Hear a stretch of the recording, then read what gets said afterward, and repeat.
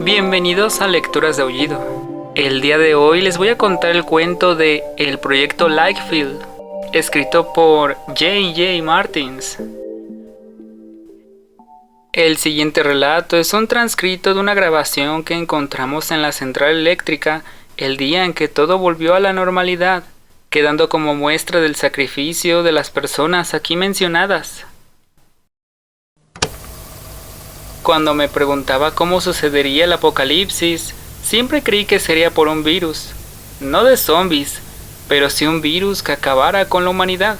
Tal vez un megaterremoto o un meteorito impactándose contra la Tierra y destruyéndolo todo.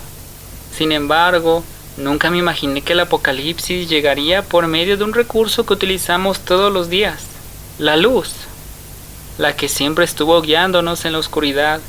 Ahora nos sumergiría en ella. Soy Emily Salgado, tengo 17 años y todo comenzó un jueves 21 de octubre del 2027. Me encontraba desayunando junto a mi padre Raúl y estaba apurada para irme a la escuela. Después de 5 minutos ya estaba saliendo de casa. Mi papá me comentó que hoy sería encendido el acelerador de partículas en el que estuvo trabajando en la central eléctrica. Lo construyeron debido al inicio de una crisis energética en Norteamérica y, previendo que podría extenderse para el resto del mundo, los gobiernos decidieron poner en marcha el proyecto llamado Lakefield.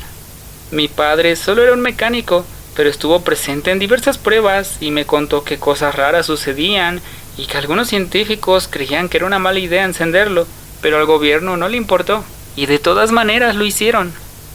Llegué a la prepa.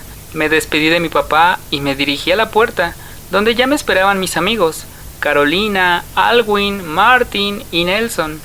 Nos fuimos a nuestro salón de clases y empezamos a platicar. Más tarde, ya iniciada la clase, fui al baño. Hice mis necesidades, lavé mis manos y las sequé. Saliendo del baño, oí una fuerte explosión. Me asusté. No sabía si ir a mi salón o regresar al baño.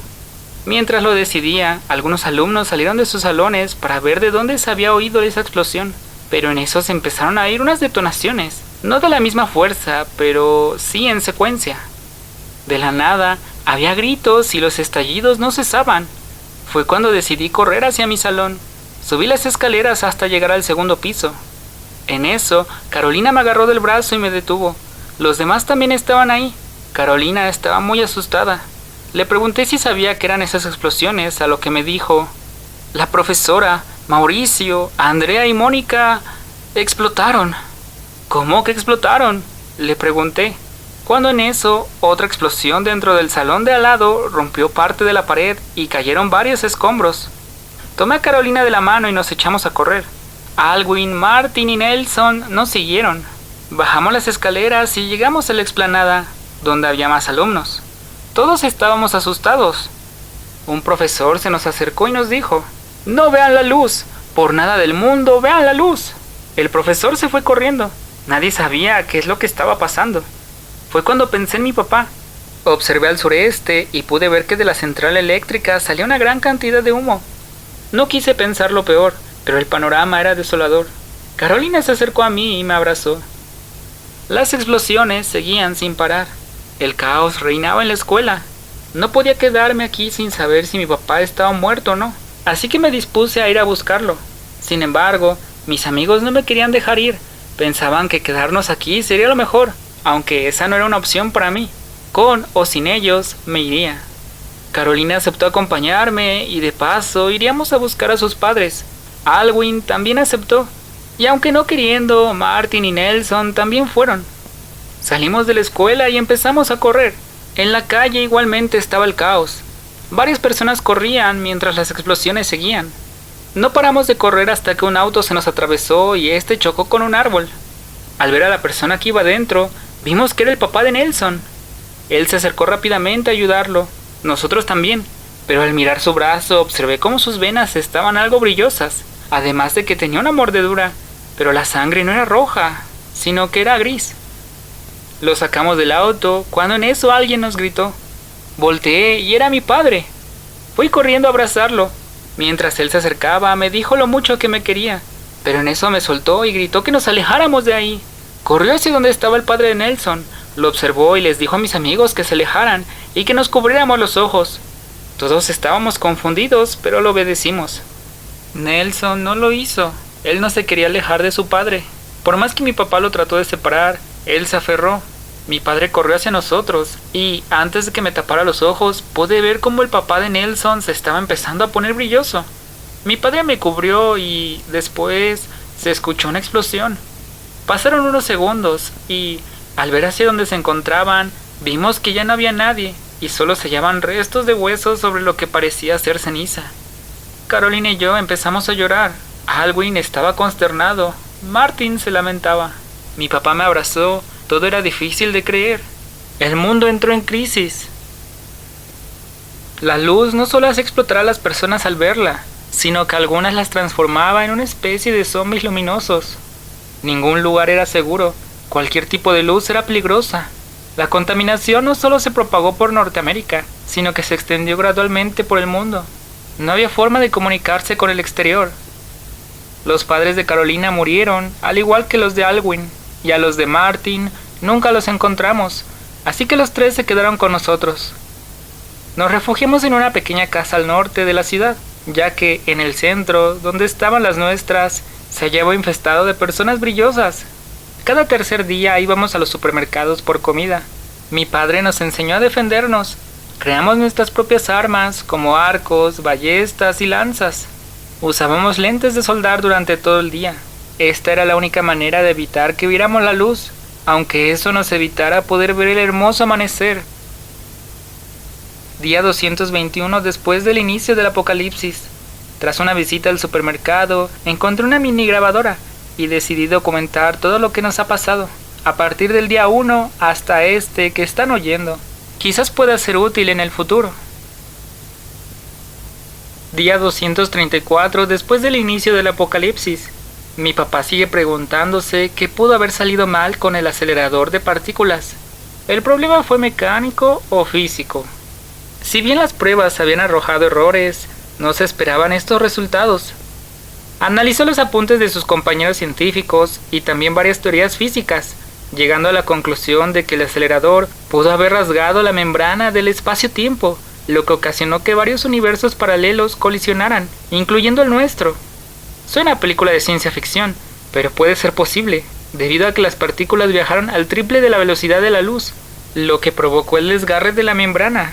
Fue así como la luz se contagió e hizo a varias personas zombies necesitadas de calor, pero ¿se podía revertir esto? Tal vez sí, volviendo a encender el acelerador, pero ahora intensificando la velocidad de la luz para que se creara un campo magnético más grande, y así volver a abrir la membrana del espacio-tiempo y expulsar la luz contaminada fuera de nuestro mundo.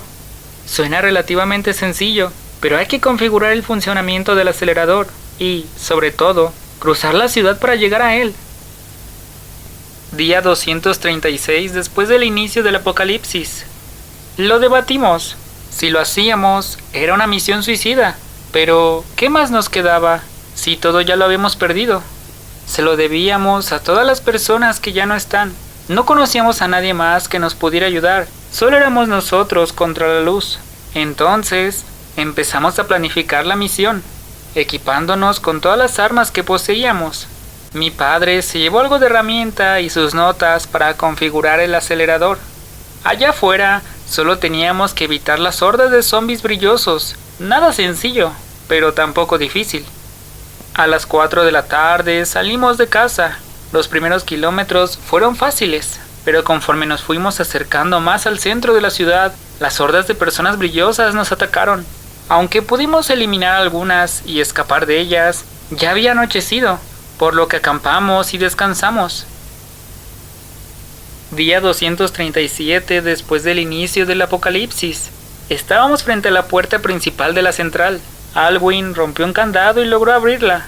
Nos adentramos y caminamos por un pasillo largo, medianamente iluminado. Con cautela, seguimos hasta que oímos unas pisadas. Al voltear hacia atrás, vimos a una persona brillosa, la cual empezó a correr hacia nosotros. Carolina y Martin le dispararon unas flechas, logrando matarla.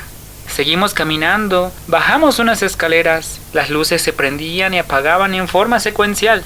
Continuamos hasta que, de un costado, salió una persona brillosa y atacó a Alwyn, tirándolo al suelo. Martin fue a ayudarlo, pero un zombie brilloso lo jaló, evitando que lo hiciera.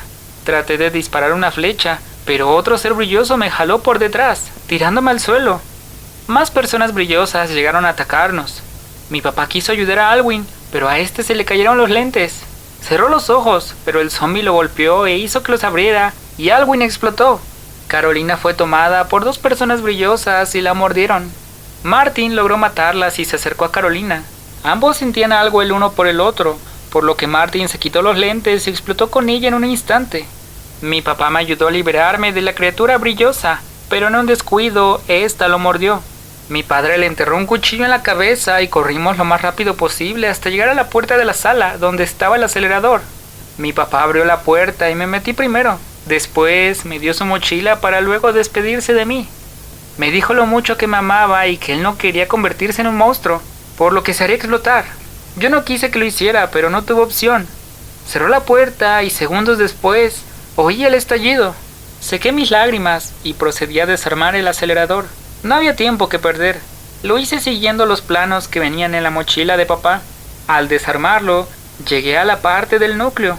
Allí introduje una serie de códigos que estaban anotados en las libretas. Después de hacerlo, el acelerador tenía que reiniciarse y luego recargarse para ser activado. Esto llevaría tiempo. Descansé un poco y lloré al mismo tiempo. Empecé a sentir cosquillas en mi tobillo izquierdo. Lo revisé y vi una mordida. Tarde o temprano me convertiría y no me daría tiempo de poder encender el acelerador. Fue entonces que saqué la grabadora y empecé a narrar todo lo que pasó en este día, mi último día en el apocalipsis. Antes de perder la voluntad de mis movimientos, ocasioné un pequeño incendio en la sala de al lado, con la esperanza de que alguien pueda verlo y generarle curiosidad, y así, tal vez, solo tal vez, adentrarse en la central y activar el acelerador. Si lo hicieron, escuchen bien esto, solo tienen que activarlo y probablemente funcionará. Aunque ya no pueda verlo, espero que ustedes sí. Mi vida terminó aquí, pero sé que un nuevo futuro comienza ahora. No lo desperdicien y por favor, recuérdenos. Soy Emily Salgado y ha sido un placer. La grabación fue encontrada el domingo 18 de junio del 2028, 241 días después del inicio del apocalipsis. Muchísimas gracias por escuchar este cuento. Si te ha gustado, no olvides darle like, comentar y compartirlo con tus familiares y amigos. Si eres nuevo en el canal, te invito a que te suscribas para que sigas disfrutando más de estas increíbles historias.